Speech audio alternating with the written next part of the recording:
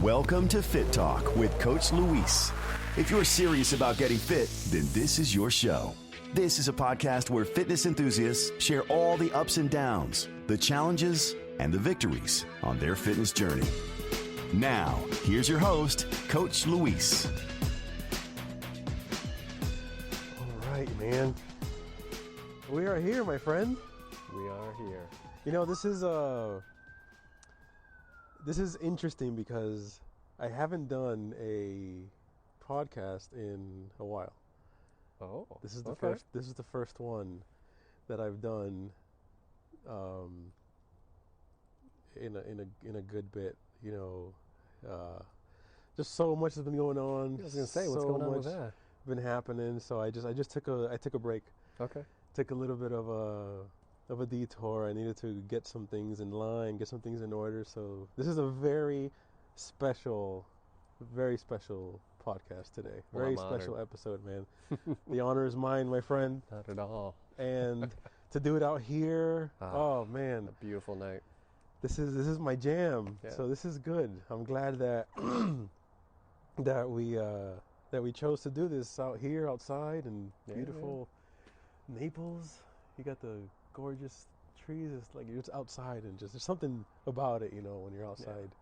So I appreciate you being on board and being up for talking. And Yeah, man, anytime. yeah, man, and we're gonna dive in and talk about you. Ooh. Talk about stuff that you've been doing.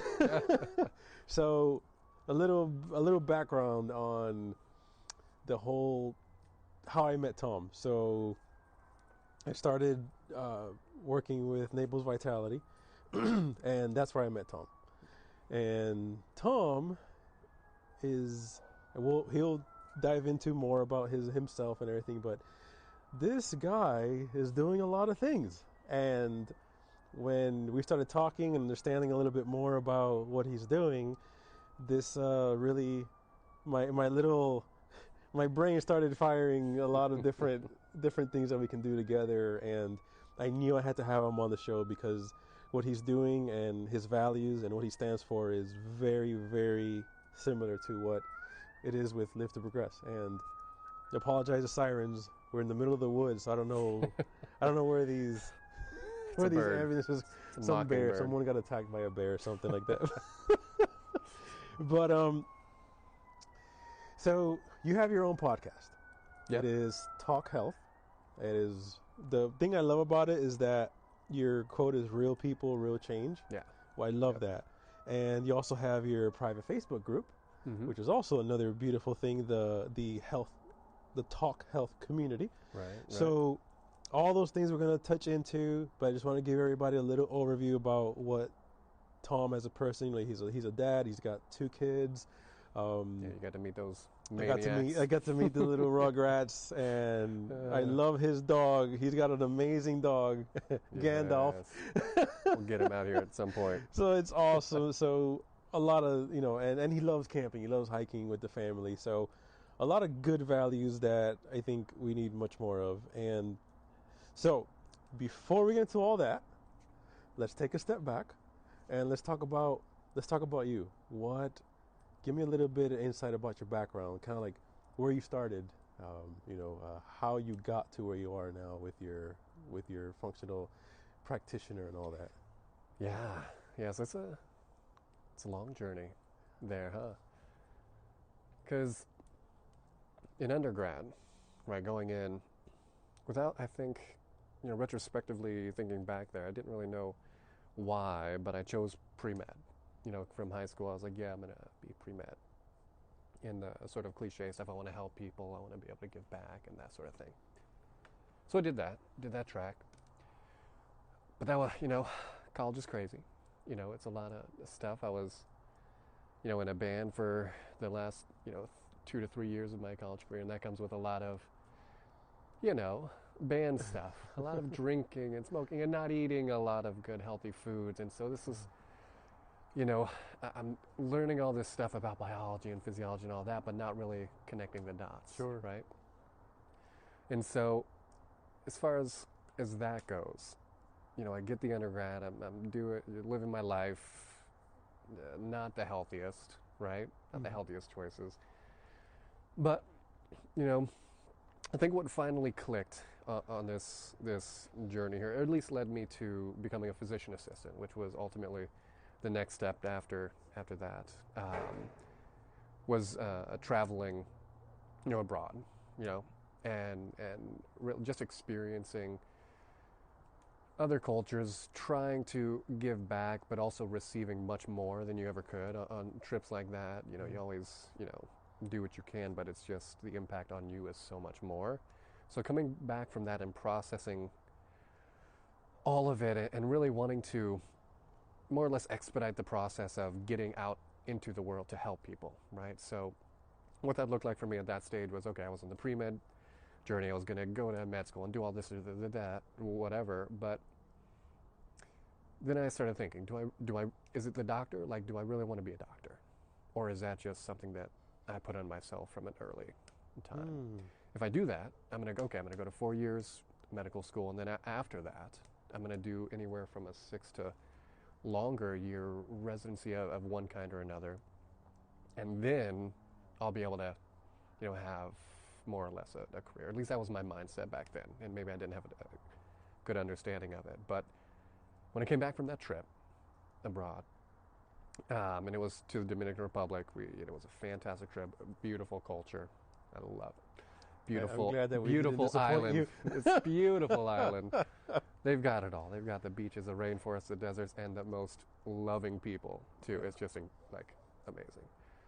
But really, when I came back there, I decided, nope, I've got to do this faster. It's med school. It's not really resonating. Took some sort of test, and I don't know what those are called, aptitude tests or something, where they tell you should be this, right? One of those things. Yeah. And a physician assistant came up, and I had no idea what that was.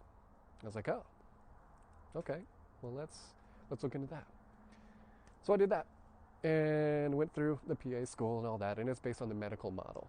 So it's been described as like med school in like 2.5 years, essentially. So you have your books for the year, and and then you go out in the clinic for the next 1.5 years, and then they kick you out and you get to go live your life. And so I did that. And throughout the time, little things started clicking as far as this health journey goes. Whereas, okay, the majority of school is I'm learning what medication to prescribe, right? Which is certainly appropriate, right? I mean, in scenarios, especially emergency scenarios and acute situations, you have to know. You have to know all the ins and outs of that because that's how medicine is, today. But something wasn't resonating. It was like, okay, we do this, we go out, whatever. And I get a job. My wife, we got married while I was in PA school.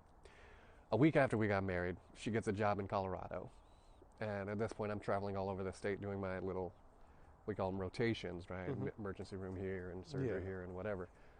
So I'm not home much anyways. So we get married. She goes to Colorado and moves there. And I'm like, well, I'm going to go to Colorado too. Yeah. So I go, I look for a place, I finish up my rotation there, and I finally get a job. Community health center. Exactly the place that I would want to work, because it's the population of people that I want to give back to, essentially. Not really give back, but really work with, right? Right. And it worked out. And I spent 7 years there. But throughout those 7 years, that's where the biggest transformation came.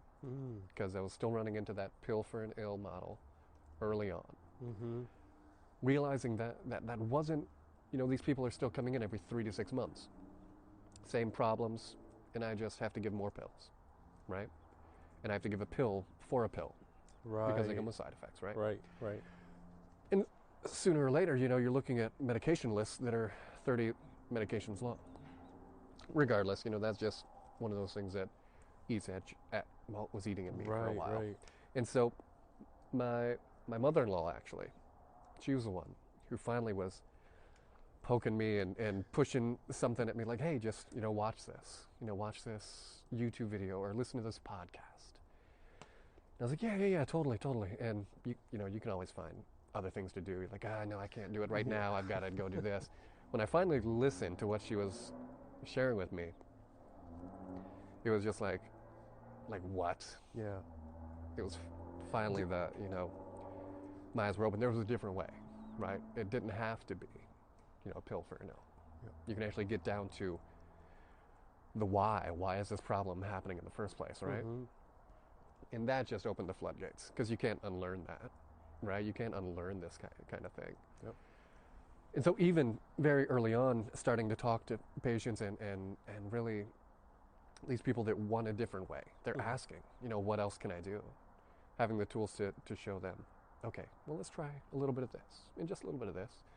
Don't go crazy, do what you can, make some steps. Right. And seeing the results just fueled that fire. And eventually led to the functional medicine stuff and going to conferences and getting the certification and all that. And yeah, which ultimately led me here. Yeah. Right? Yeah, absolutely. But it's been a long journey. A journey. I can journey. imagine, because you must have had struggles along that path, kind of pulling you in two different directions, right? I mean, absolutely, because we're still, at least at that point, I was still in that conventional model. Right. And so we're seeing patients within, 10 minutes, 15 minutes. And so trying to talk, lifestyle modifications in that amount of time while also managing 3 different chronic diseases, it's just not going to happen. There's no way. And so I was fortunate enough where I worked, it's a big family, community health center, a lot of branches, but we were kind of the rebel clinic that got to try things out, right? We had a good combination of staff and people there. The nurse, phenomenal, and a good friend of mine. And so we were able to try ideas, and so I started playing around with group visits. And okay, well, we can do this, not only see more people, but I end up saying the same thing over and over to the same people time and time again, right? So let's get people together. Let's talk about it. And not only does that help more people, but it also helps the providers and staff, because we're able to see more people in a shorter period of time, right? So it's kind of a win-win on that aspect. And then that grew to cooking classes, which people loved. And so bringing in Absolutely. things like the air fryer and the crock pot, and just throwing, awesome recipes with, take-home stuff and manuals, and just developing curriculums like that in that sort of space in a community health center was awesome. And then COVID hit, and group visits were no longer a thing. Mm-hmm. So how did you cope with that then? Yeah, that was hard. That was hard because after that, because that was shifting the whole, every 10 minutes got to see somebody, got to keep up with the numbers, because that's how, unfortunately, those clinics are funded, right now. So without that, without being able to do the group visits, it was just day in and day out of back to back to back to back, having to say what you would say in a half-hour class or visit in 5 minutes, but not being able to. Right. And having to do medication and order labs and interpret imaging and all the things. Yeah. And so it burns you out. Absolutely. And we talked a little bit about burnout and all that, and how it's different. Burnout is still burnout, but it could look so different for all these different situations. Absolutely. And I can only imagine how more like even negative thoughts started brewing and kind of coming up more and more and more. So can you tell us a little bit about how you dealt with those thoughts, and like what did you do to kind of help you cope with them? It's hard, man. This was one of those things that I struggled with. Like, it would come in waves, like at least once a year even. Like, I'm not making a difference. What am I doing? Right? This is not helping anyone. Yep.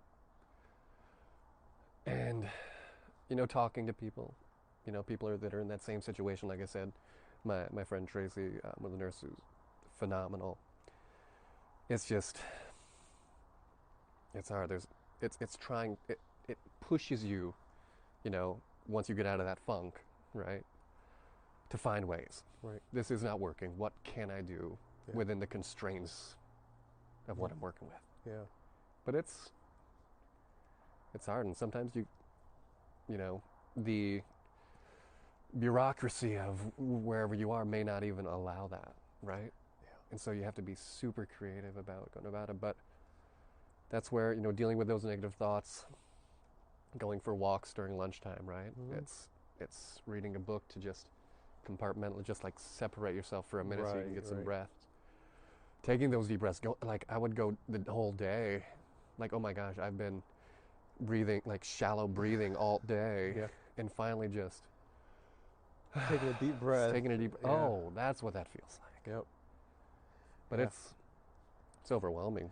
It absolutely is, and that's where it's so important to where we have to listen to those thoughts. And I used to say that a lot, and we would just don't let them go. Kind of don't either like demonize them or don't just bottle them up. You're having those issues, those thoughts. Okay, fine. Welcome them in, deal with it, see why it's happening, and then move on. Just don't stay in that spot. Right. Because that is even worse, because then it's so easy to stay there.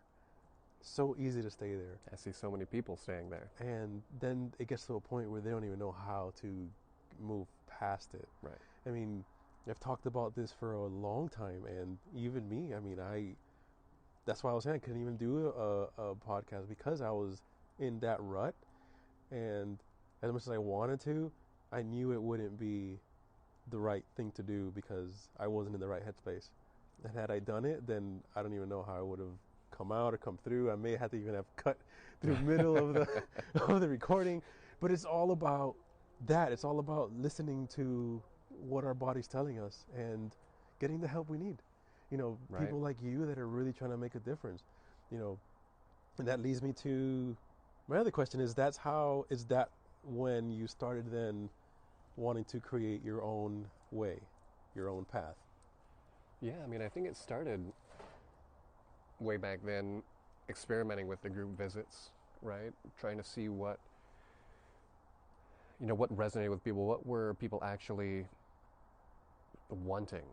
Like the people that wanted the help, was the things that I was trying, were they working? And if not, Mm-hmm. how do we shift this? And so kind of getting in that mindset of just providing value, Mm-hmm. and meeting people where they're at. It started back then, and then I think same as you were just saying, finding the right time to do it. Yeah. And that imposter syndrome is where I live, man. Who am I? My goodness. Who am I to do this? Oof. A podcast. Who am I to try and, nurture a community of people, in their efforts to change? Who am I to do this? But I was reading a book a while back. Maybe it was I don't know, they all blend together. Yeah. Such a high intake of that stuff. But it was something that said, maybe it was Sanchin Patel, I don't know. But who am I not to do that? Yep. Right? Who are we not to provide? We have information that could possibly help. It may not help everybody. It won't help everybody for sure. But if it can help somebody, who are we not to do that? Yeah. And that's what I keep having to push myself towards, because I keep getting stuck in that. I'm not an expert. Who am I? I don't know everything about everything. But I know enough, I think, to just be there. And that's sometimes all it is just be there. Yep, absolutely. Sometimes all we need to do is just listen. Exactly. And really, that really is all that we are, as guides. Right. We're just trying to help people go the right path. And then the beauty of it is that you do have so much knowledge that you could address other issues and concerns that they didn't get the time to get answered with their previous either health practitioner, just because they didn't have the time to. Where now you can do it because you've created a platform for these people to be able to come together and have a community, have all that camaraderie that they never even knew existed. Right. So, you taking that leap and getting out of your comfort zone, you're not just helping yourself grow, but you're helping so many people that would never be able to get that type of information otherwise. Well, and that's exactly it. You kind of hit the nail on the head there. Is once people walk out of that 10-minute office visit, they're on their own. Absolutely. Right? Yep. And so having a space, whether or not it's a Facebook group or a podcast or a YouTube video or whatever to go to listen to people, and in my case, trying to provide, stories from people that are going through similar, things as you, right? Hearing a peer, go through something, a challenge, and being able to come out the other end. Or maybe they're not even out the other end yet. Maybe they're still struggling, but this is what they're doing that's pushing them closer to their goal. Yeah. Providing that, and I think that's the biggest thing. You go out, go to your doctor, you do your thing, you come out, you have somewhere to go. Absolutely. Right? It's community, podcasts, YouTubes, whatever it might be. Yeah. You're actually, like we said earlier, you're bridging that gap. Hopefully. That people, they need it. They just do. So this is insanely helpful. So now that you kind of touched into it, tell us, what is your podcast? What is it about? Yeah, so Talk Health. So the idea, I really struggled again, trying to grapple that imposter syndrome, but finally when I broke through that, the end goal was, like we just said, provide information through stories of peers so that we can spread awareness and provide tools to people trying to change. And so that's what it's about. It's listening to real people going through real change and how they're doing that. Right. Because that's the hardest part. It's making the decision to change and then implementing that change, right? Right. So I hope that this, will help to connect people, all right, but also connect them to the tools that might help them on that journey, right? That journey of change. Because, I'm working on one now is all about the stages of change, and we're not all ready for the action, right? We're not all ready to just take action on it. We sometimes just need to absorb that information, right? And we need more data, because so often we don't even know that a certain behavior or a certain thing that we're doing is a problem, right? Until those labs come back, or until that scan comes back, and then it's like, oh, oops, maybe we should do something about that. Yeah, absolutely. But here, at least, it provides that community. It provides some tools, right? And those tools will evolve, right? It'll evolve over time. Absolutely. Right? Something that we maybe have on there now, 2 years from now, is going to be like, a little antiquated, and we got some better stuff. Right. Absolutely. And we'll see what works. Yeah. And what works for me is not going to work for you, and we're just going to keep throwing stuff at you until you find what works for you as an individual. Yeah. But come to the community, talk to people, and see what we can do together to help each other. That's going to be the ultimate goal. Yeah. Just starting out, though. Right. And but everything starts somewhere. Everything. And then that grows to something else, like you said. But you have to start. And why not start it? Time is going to pass anyways. So you might as well start it now and just see how it goes. Just run with it. That's all we can do. But at least you're providing an amazing service for people to have a place to go to, And so you also have the Facebook group. Yeah. And that is a private Facebook group. Yep. And tell us a little bit about that. Yeah, so, and it's private just, so that it is a little bit more exclusive, but essentially if, you're listening to the podcast, you'll hear, just, all you have to do is request to join. And if you're willing to, be part of the community and contribute, and, if you want to help in that journey, we're there. And so you can come, hang out, you can just look at the content, you can interact if you want. But hopefully, as it builds and as we get, more and more interaction there and more of the tools available, it just can be a home base for a lot of people on this change journey. Yeah. Right. That's what I like about it, is that there's just so much information there. And the beauty of it is that it's not biased information. It's true information. So you're explaining, there's nothing like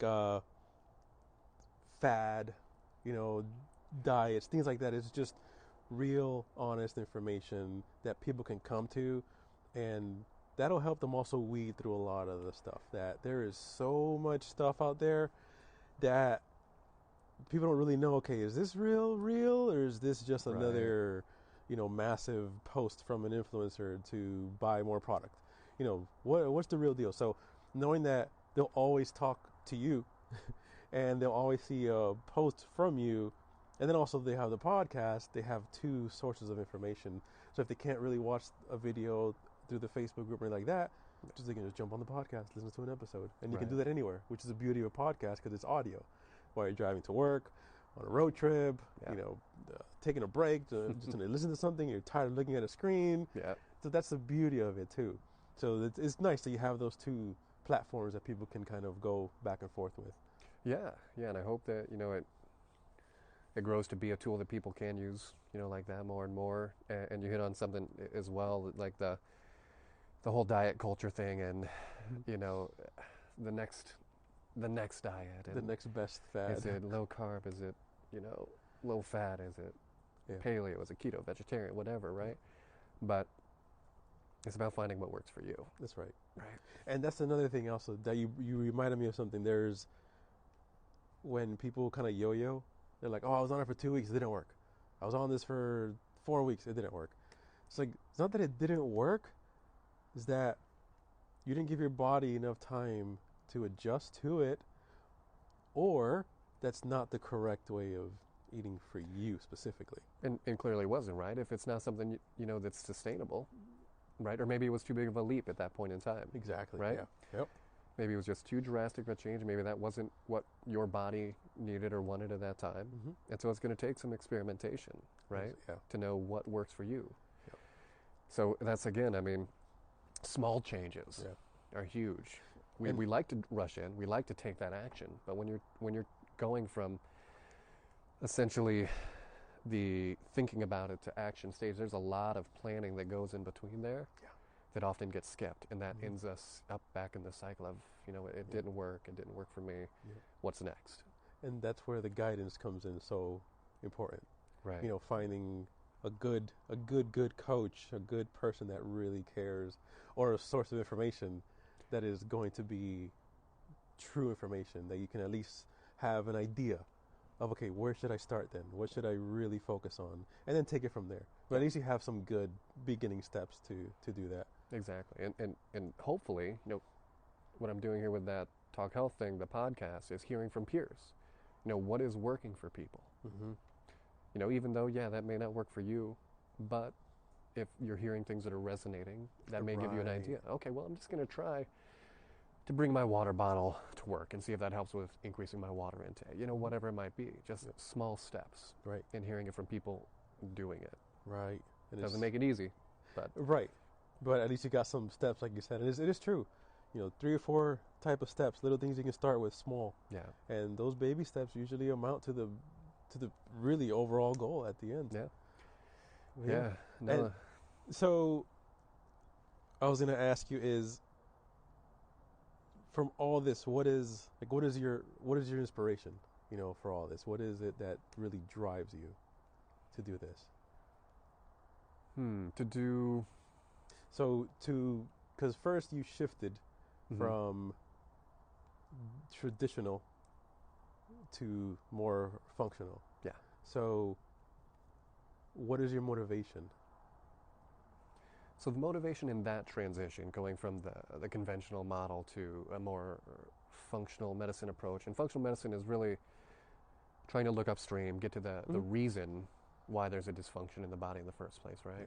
And so that just excited me that you could sort of, I'm a big fan of Sherlock Holmes, right? Figure out the puzzle of, what is going on here? Using metrics like lab work to see, okay, well, this is the pattern that we're seeing, which means maybe we should try A, B, and C, and moving that forward. So it's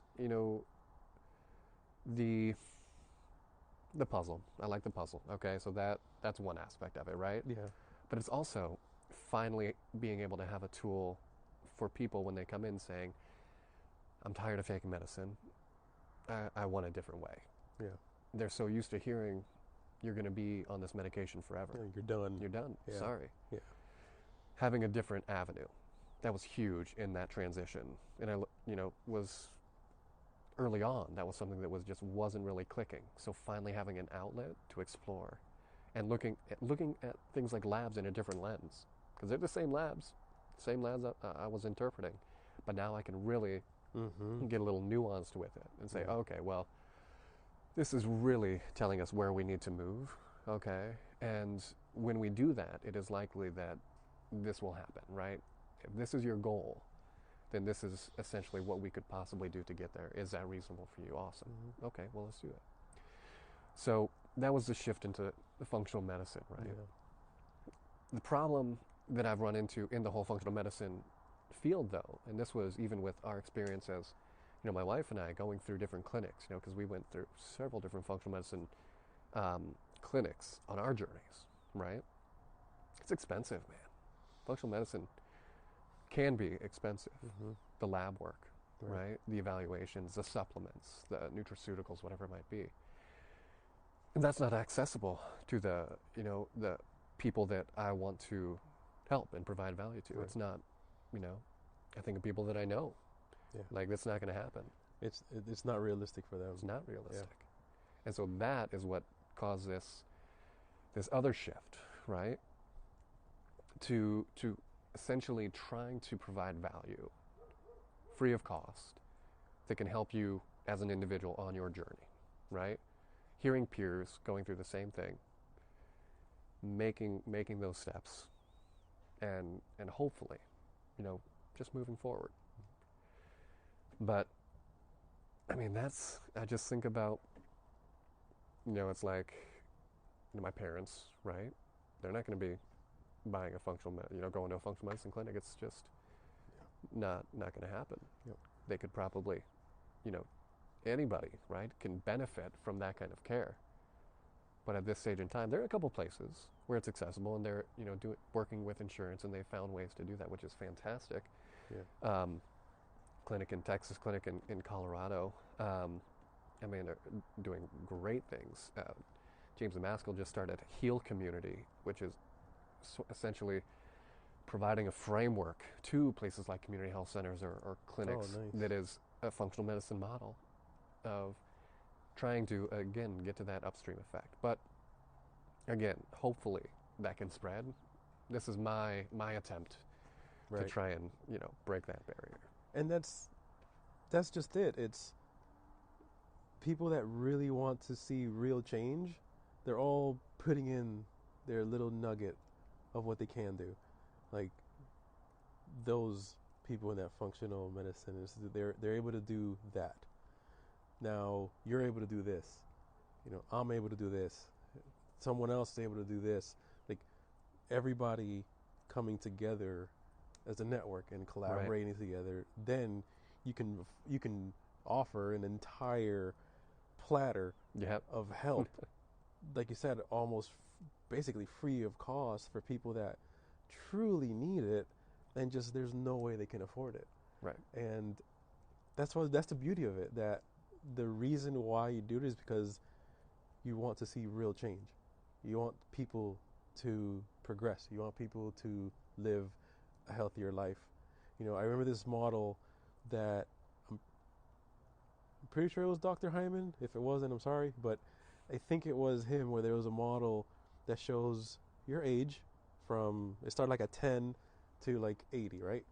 And then the top was your health, and it went down. So he's saying that's what we're used to.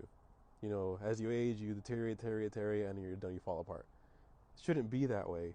It should be completely straight, and then your time is up. But just because you're getting older, sure, you'll have more limitations here and there, but depending on how you've been able to treat your body and help it heal itself, help it do what it's made to do and work better, that will determine how your longevity is for the most part. But the people that don't even understand how to even do that, they can't. So they do have that trend where they just fall off and they get worse as they get older. But having, again, the tool of people to help them and guide them, that could change a lot of those things for those people and for their generations, because obviously they would teach that to their kids, and hopefully, right? And hopefully their kids would also follow suit, and then you've completely changed an entire generation from that point on. But it's all just about getting out there, outreach, putting yourself out there, Yeah. getting in part, that man. uncomfortable set of things, but So it's all for such a uncomfortable. great, oh, it is. I remember when I did my first podcast, it was with Melanie Macbeth in Charlotte. I will never forget it. I was so nervous. And this is a person I knew, but it's so different getting out of your comfort zone. Yeah. But like you said, who are we to not do that? Right. It would be a disservice to not even at least try. At least try. And if it doesn't work, yeah, it sucks, but you know what? You tried. Versus 10 years goes by and it's like, oh man, what if? Yeah. That to me that's the worst feeling ever, is what if I would have done this? I can't live with that. So here we are. Here we are. It's funny, yeah. That same thought comes to me too. Like, in 5 years, if I'm not doing something like this, then what's the point? Right. Yeah. It is, and that's why I truly believe whatever you believe in, universe, God, everything happens for a reason. I coming here never thought I would meet more people with this similar mindset. I know obviously they're out there, but to actually be in the same exact office with a few of them, that's not coincidence. I don't think at all that's coincidence. So absolutely. So now to the fun stuff. What you're like, I'm done with this. What books are you reading right now that come to mind that you think would be helpful for people? Okay, helpful for people. Yeah, that are helpful for first. Well, after that, actually, then I'll ask what have been helpful for you. So Okay. we'll start with, what books are you reading that you think would be helpful for somebody right now going through some type of struggle? Yeah. So there's a few different, several different categories of books that, like, I'll recommend. I went through a phase where I just read any book about functional medicine, or any functional medicine person out there that was writing a book, I was reading it. And the ones that I found most applicable or most helpful from the perspective of the person trying to make that change or on their journey, I love the simplicity, but it's very friendly language in Dr. Rangan Chatterjee. He's from the UK. His book, which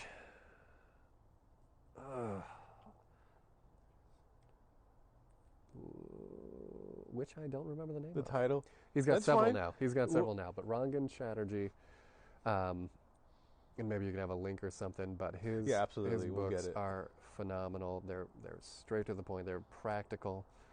Another book that I just love that I thought was very applicable to everybody, it can get a little deep at times, was The End of Alzheimer's by Dr. Dale Bredesen, doing some fantastic work in the field of dementia and Alzheimer's, and in effect, like, actually reversing up to moderate Alzheimer's, which is Wow. unheard of, Yeah. right?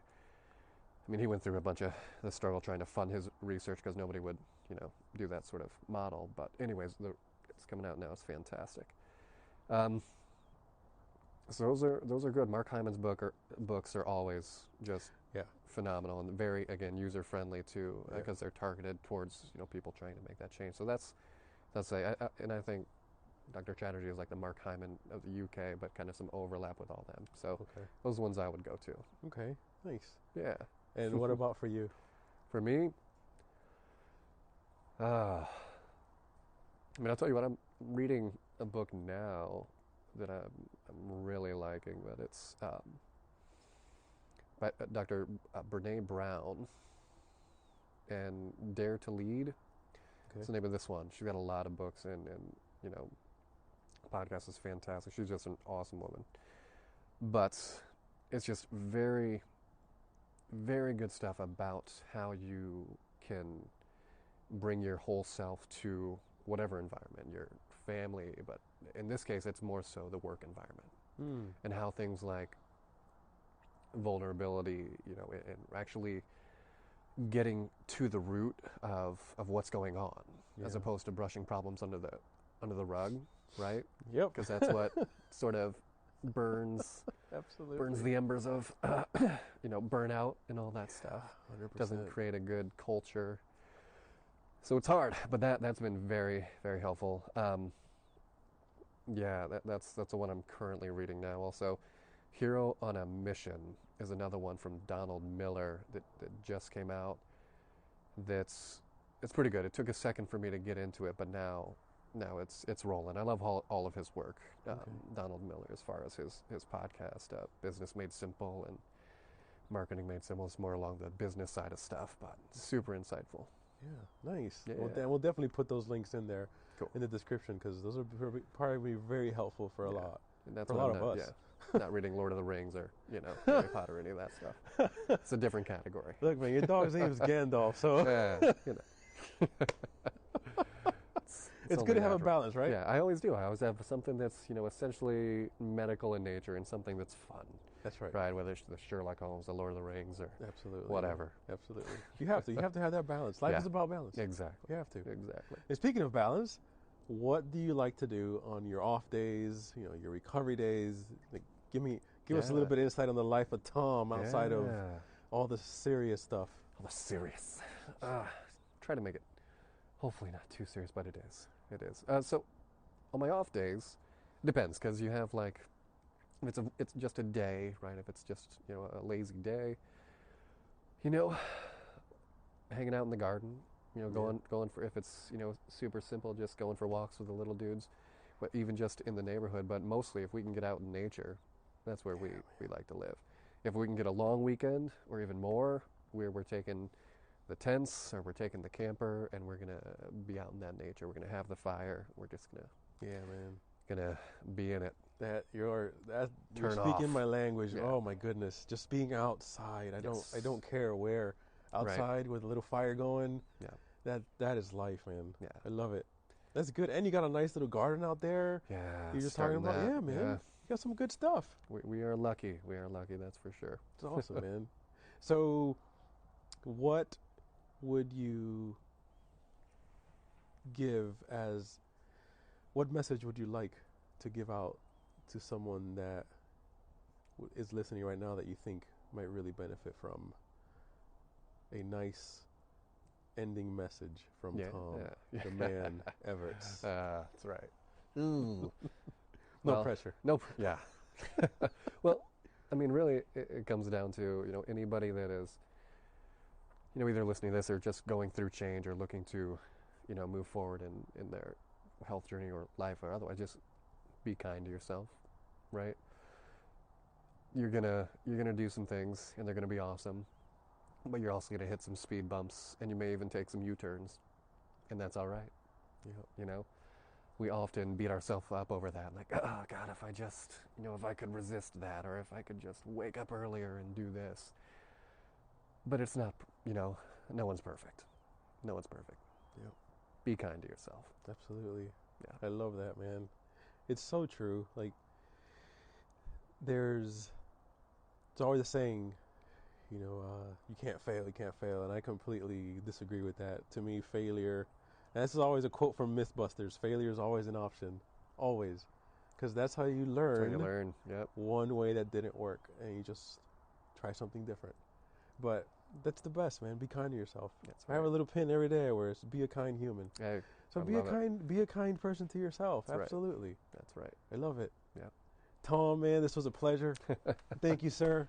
This was awesome out here in the campfire. Absolutely. I love that. I've been dying to do one out here in the campfire for a while, so I'm glad that we got to do it like this. Absolutely. And I appreciate it. Appreciate absolutely. you having me, man.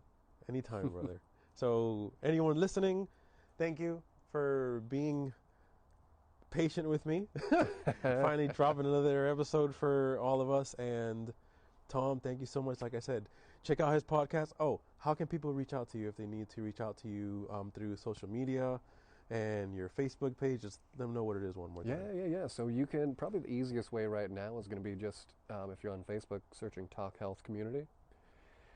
Getting on there, you can, you'll find me there, find my profile there. Groups. Yeah, on the groups. Okay. Trying to think, my Instagram stuff. Yeah, it's not really up and running. So probably the Facebook group is the best way to go. Perfect. Yeah. Perfect. And you'll find the podcast. You'll find all that stuff there. Yeah, the Talk Health podcast. Talk Health. I love it. Real people, real change. Love it. Yeah. All right. Well, Tom, thank you so much. I hope you guys have a great night. And everyone else, thank you for tuning in, and stay tuned for the next episode. Thanks for checking out Fit Talk with Coach Luis. Remember to follow us on social media, on Instagram at Live2Progress, and on Twitter at Live2Progress. Stay tuned for more episodes of Fit Talk with Coach Luis coming soon. And remember, always live to progress.